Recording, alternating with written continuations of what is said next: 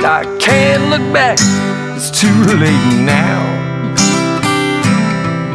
My days are hours and I don't know how,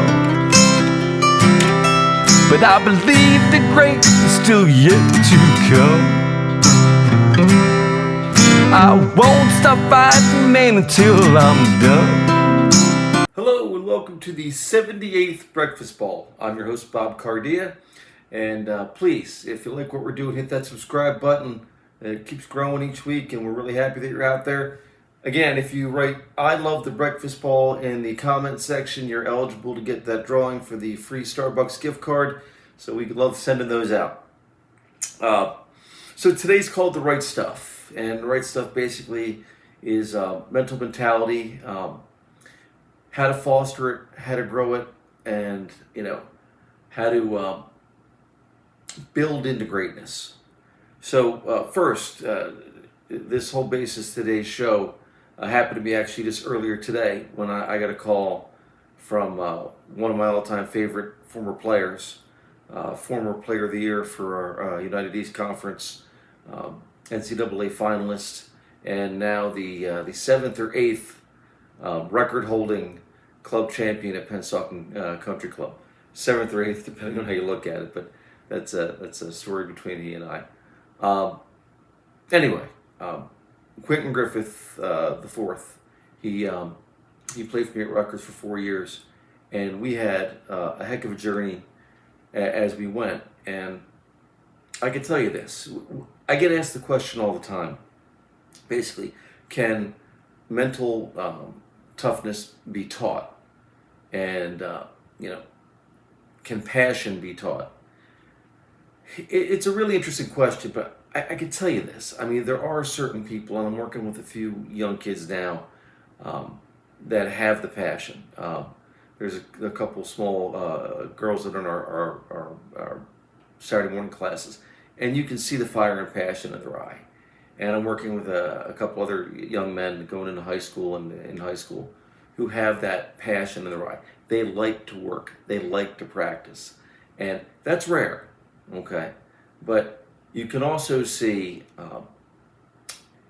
success is a good thing. And I guess that's, you can say that all day long about people. Well, obviously success is a good thing. It is. But, if you're naturally gifted or naturally talented, you come out of the gate with that kind of talent, and you're used to winning, and then you run into a road where you're not winning, where you run into your first big loss, and what that can do to you. Greatness comes from people that not only everybody I work with, they conceptually understand that failure is a part of life. Failure is absolutely a part of the road to success, and that's something that's conceptually understood. But understanding that and knowing that are two completely different things. So I'm going to tell my Q4 story. I've told it before. We've had Q as a guest on the show before, but Q was a highly recruited player for me coming into Rutgers, and he worked, but he's also a talented, multi-sport gifted athlete. And he got there, and he got outworked by a player that was probably not of his caliber, or at least not of his athletic ability. And I know it bothered him, it hurt him. And I don't know what year in school we were at that point, but his temper and emotions were getting the better of him. He was getting unduly upset, unduly frustrated. Again, he understood that you can't always win, but he didn't understand that losing is a part of becoming a winner. So remember, like it was yesterday, and he and I talk about it. He was on the second green, and he had a bad shot coming in. I'm watching from a distance, and I always tell, if you could see a player from 100 yards away and you know how they're doing, that's usually not the greatest thing. And I forget, I think he slammed his golf bag and was just sitting there holding his head, and he was just on the second hole, out of it. And I just said, look, I drove up to him. I think I threw his bag in the back of my cart, and I said, we're done. We're going to Applebee's. And we drove and we went to Applebee's and we talked about it. And I laid it out there for him that I thought the world of him and his family, and then how gifted I thought he was. But he was never going to go anywhere, with the anger and the internal, conflict that he had. So at that point, he and I started working on golf swing and mental focus.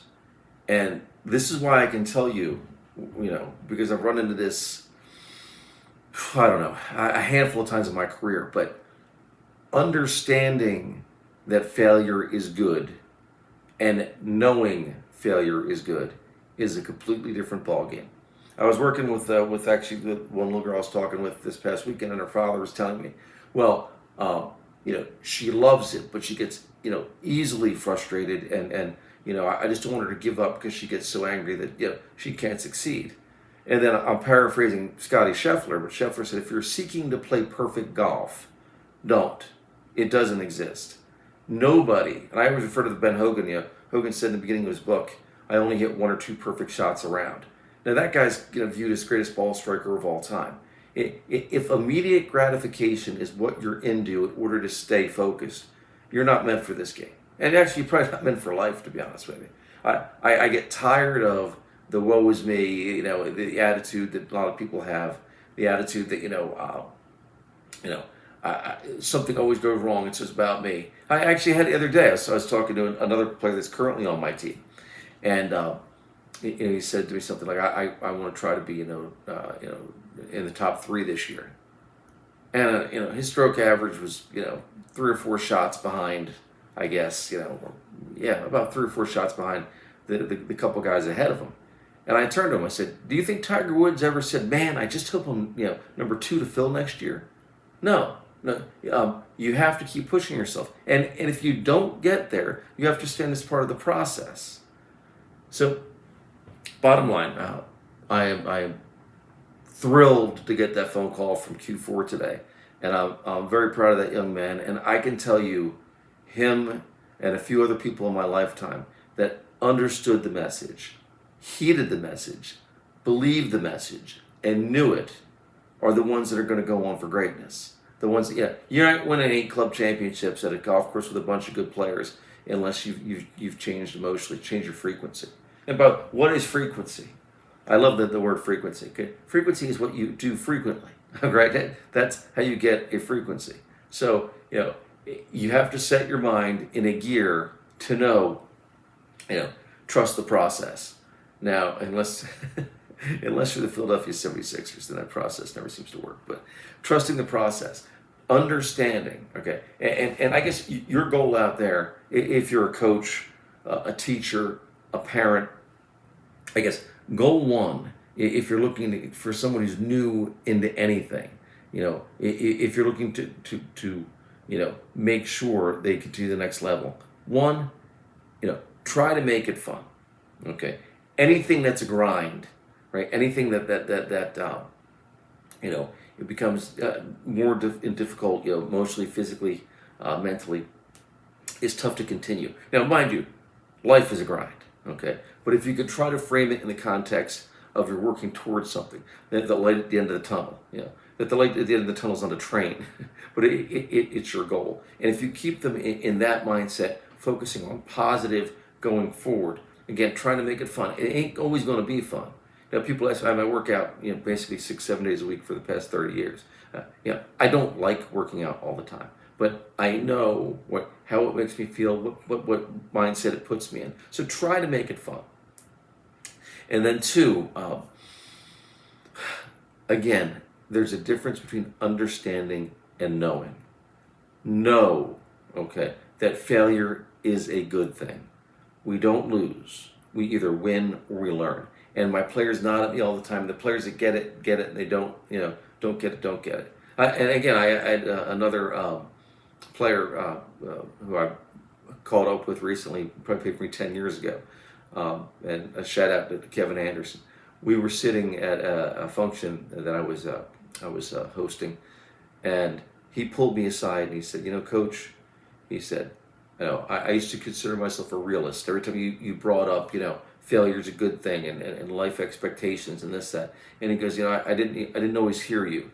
He said, you know, 10 years later, he goes, you know what? You were absolutely right. And I want you to know that I think you're right. And your message was on point. Guys, that makes me feel awesome.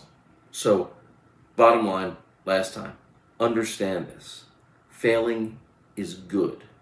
It might not feel like it at the time, but if you're in this game, and I do sports psychology, and I've coached a bunch of sports. Obviously, I coach golf for a living, certified golf teaching professional. That's what I do.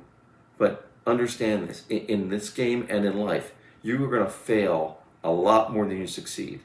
If you learn something from it, if you can keep working, it's like that Rocky movie. It's not how hard you get hit; it's how hard you get hit and keep moving forward. As he said, that's how winning is done. Anyway, folks, please, if you want merch, we have our Centuries Golf School website. Obviously, the breakfast ball. Hit that subscribe button. Smash that bad boy. We'd love to have you. And again, Q, this is your surprise podcast for you today. And again, if you're right, I love the breakfast ball at the end of this all. You're going to the drawing for a Starbucks gift card. Guys, keep working, keep believing, keep understanding, keep knowing. See you next week.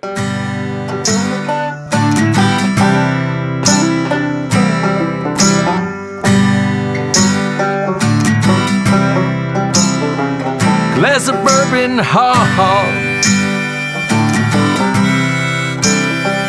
my bourbon heart. My bourbon heart. Alcohol.